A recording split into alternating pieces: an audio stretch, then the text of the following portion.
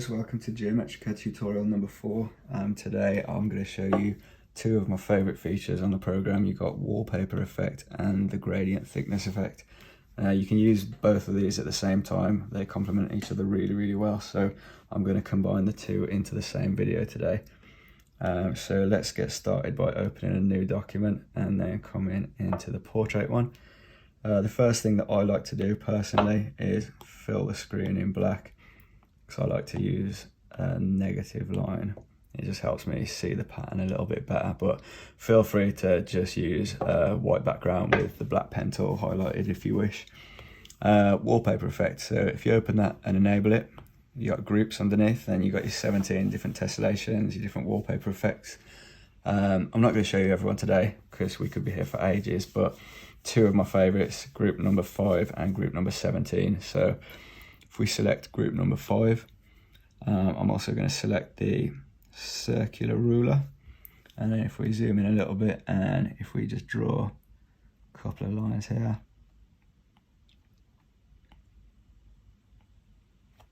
zoom out, there you go, you've got an awesome pattern. If you're watching this and you're a tattooist, all of these ones that I'm doing are basically for dot work, because you can fill in each one of these with different shades of ink.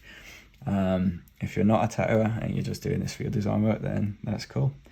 I'm going to come back a couple of steps now and let's go back into the Wallpaper Effect, select group number 17. So I'm going to keep this circular ruler enabled. I'm just going to move it 45 degrees up to this next little junction there. And then I'm going to draw a simple line here. Zoom up, you can see you got your flower life pattern.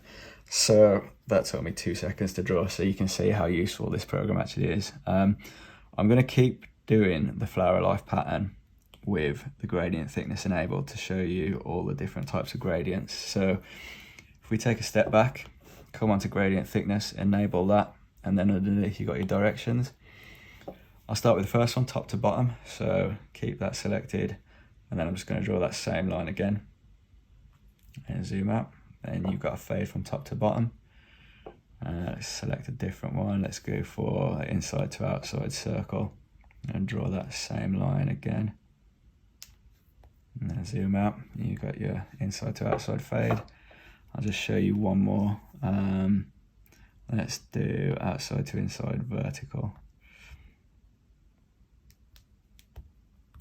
And there you go, you've got a bit of a vertical fade there. Yeah, that is the different gradient thicknesses, the directions. Another thing, a cool little feature they've got as well underneath that, if you enable the wave feature, I'm just going to change the direction back from top to bottom because you need it top to bottom when you're using this wave feature. I do anyway. So wave feature enabled, number of waves, let's bring it up to, I don't know, 3. Let's use 3 for this. So I'm just going to draw that same line again.